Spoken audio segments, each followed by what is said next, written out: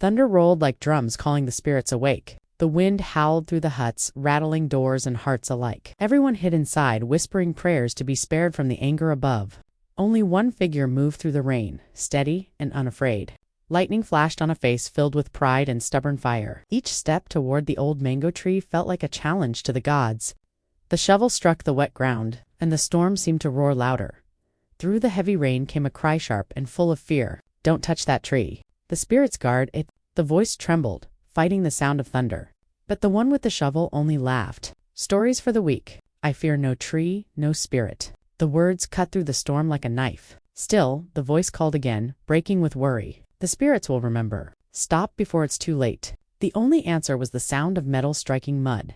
The old mango tree stood proud, its branches shaking like angry hands. Long ago, the elders warned that the tree was planted by the river spirits. No one had dared to dig near it since the time of their fathers. But pride has no memory. He spat into the dirt and lifted his shovel again. "Let the spirits watch," he muttered.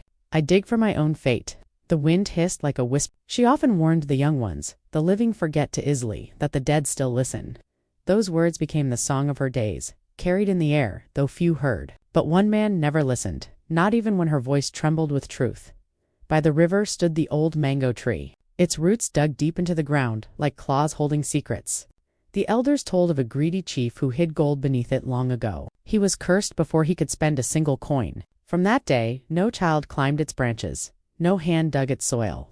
The river spirits guarded that ground, watching with jealous eyes. Still whispers of buried gold floated through the years, and every time someone grew desperate, they looked toward that tree and wondered. One hot afternoon, voices drifted from the road. Traveling traders spoke of gold buyers in the next town. They told stories of men who struck fortune and never looked back. A spark lit behind listening eyes. He clenched his fists. Here was his chance to rise. To prove himself, to silence his sister's warnings forever. "Why serve the land?" he muttered, "when the land hides treasure beneath it?" The thought burned brighter than the sun itself. He decided that night he would dig where no one dared. Sleep did not come easy to the one who prayed. In her dream, the mango tree bled from its roots. The earth shook like a wounded beast. She saw the river turn red and heard the voices of the dead calling. She woke trembling, Kofi. "Stay away from the earth that hums." Only muddy footprints remained on the floor. A voice trembled through the house. "The spirits have come for you." Before dawn, trembling hands reached for the clay pot. The plan was to throw it into the river to end the curse before it grew. But it refused to move. It sat heavy, cold, alive. Then came a faint cry from inside, soft and far, like a drum calling from the earth. It grew louder until the floor shook. A cry of fear followed. "It wants blood. It wants peace." The pot hummed louder as though agreeing. Morning returned bright, but peace did not. Dreams of gold filled the air. "The trader will pay well for this. I can build a new house. Buy cattle." The doorway blocked his path. "You trade your soul for gold." He brushed the warning aside and walked out fast, his steps full of pride. The road led straight to the market where greed smiled wider than truth. The trader's eyes widened when he saw the clay pot. "This is ancient. Powerful." Gold coins clinked onto the table. Such things carry stories and stories carry spirits. A laugh answered him, bold and sure. "Let them carry what they want. I carry my fortune." The coins shone brighter than reason. Night returned with thunder. This time, lightning did not flash, only fire. By morning, the trader's hut was ashes. People whispered in fear. He sold cursed earth. A long shadow crossed another house. It moved without sound, but its presence was heavy. Inside, the gold glowed red like burning coal. Eyes turned toward it. "Now do you believe?" The answer came only in silence. The gold pulsed again, brighter, angrier. The wind whispered one last time through the cracks of the house. "Some treasures are not meant for human hands." She knelt by the broken pot, digging with bare hands. The mud was cold, heavy, and full of whispers. She buried the cracked pot deep, covering it with prayer. Each handful of earth sealed the curse tighter, locking it back beneath the roots. The wind stopped. The air grew still. The moon came out again, watching quietly. Only a statue stood where pride once lived, stone eyes staring at nothing, hands frozen around the last trace of gold. When morning broke, the village woke to peace. The drummer returned to his post and struck the first beat after a long silence. The sound carried across the land like new breath. Birds sang again. The goats walked without fear. A soft voice whispered near the riverbank, "May no heart hunger like his again." And with that, she turned and walked toward the rising sun, leaving behind the house that no longer belonged to the living. The ground beneath her feet was quiet, but it remembered. Every grain of soil carried the tale of greed, warning, and mercy, waiting for the next fool who would forget that even gold can bleed. The sun rose slow, as if afraid to touch the earth. The wind no longer screamed. It only sighed like a tired elder. From every hut, feet stepped into calm air. Smoke curled softly from fires that had almost died. Faces lifted. Eyes widened. The sky was bright again. "The earth breathes once more," said the healer, pressing her palm to the ground. "The curse has gone." The soil felt warm. Tiny green shoots pushed through it like newborns after rain. Fields that once slept now shimmered with life. The people stared, too shocked to smile. Then, one by one, laughter broke through the silence. Children ran across the paths, chasing each other, their voices bright. Women sang as they drew water. Men beat the drums again, not for fear, but for joy. Yet, at the edge of the village, all laughter faded. There stood the stone figure, still and gray, hands frozen around gold that no longer shined. The villagers gathered in quiet. A boy pointed up and whispered. Was he a man or a warning? The elders said nothing. The wind answered for them, brushing dust from the statue's feet. Far from the crowd, she walked toward the great tree where all prayers began. Her wrapper was still damp from the storm. In her hands, she carried a clay bowl and palm leaves. Her steps were steady, though her heart carried the weight of many nights. Under the wide branches, she knelt. Stones were placed in a small circle. The bowl rested upon them. She poured a little water inside, mixed with crushed cola and honey. "For those who forget wisdom," she whispered, "may the ancestors remind them kindly." Her hands trembled, not from fear, but from release. The air shifted. A soft sound came from above, a bird's cry, sharp and clean. It circled once, then flew away toward the horizon. The moment felt like a breath from heaven. A promise that anger had ended and peace had returned. She stayed there until the wind turned gentle again. Then she rose, leaving the shrine glowing faintly in the sunlight as the day stretched long. The elders gathered near the shrine. The oldest among them leaned on his staff, eyes heavy with years and knowing. "The stubborn learn through pain," he said to the crowd. "The wise learn through patience." The others nodded. The words carried through the air, reaching those who stood far off, those still afraid to speak. A soft voice replied, calm yet full of sorrow. He didn't listen, but his silence will speak for generations. The crowd bowed their heads.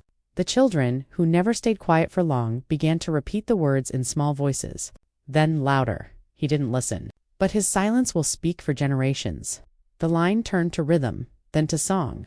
Drums joined softly. Feet tapped the ground. The story was already taking shape, becoming a lesson carried by every tongue that would grow old in that land. The wind caught the song and scattered it like seeds. Far beyond the huts in the hills, days passed. The statue stood untouched, watched by all and forgotten by none. The villagers carved words into a wooden board and placed it at its base. The man who mocked the spirits, travelers came, drawn by the whispers of a cursed treasure and a man who defied the unseen. They stood before the stone figure. Wide-eyed children gathered around them and began the tale. Their small voices were full of pride. He was warned. He laughed at the spirits. He took what was not his. And now he stands forever, guarding what greed cost him. The travelers listened, silent and still. The story wrapped around them like the evening mist. Greed blinds the heart. The children chanted together. Respect keeps peace with the unseen. The travelers nodded, leaving small coins and cowrie shells at the statue's feet, not for wealth, but for respect. As night fell, the village rested easy. The drums slowed, the fires softened. The wind hummed like an old grandmother telling one last story before sleep. The earth was calm again. The spirits rested. The people had learned, and though the statue never moved, the story did, crossing rivers, hills, and years. When children quarreled, mothers said, "Remember the man who mocked the spirits?" When traitors lied, the elders warned, "Gold may fill your hand, but it empties your soul." When pride rose like fire, someone always whispered, "Only the humble hear the ancestors speak." So the story lived, breathing through every mouth that dared to tell it, shining in every heart that chose wisdom over want. The wind carried it far. 2 villages that had never seen the cursed gold, 2 children not yet born. And every time the drums began again at sunset, the tale found a new ear. A new listener ready to learn what greed could never teach. The statue stayed where it was, gray, cold and still, but the lesson stayed warm in every home. And when the last light of day faded, the wind whispered one more truth. Some treasures are not meant for human hands. The night was calm. The fire burned steady, throwing sparks that danced like tiny stars. The storyteller leaned closer to the flame, eyes glowing with the same fire that had told many tales before.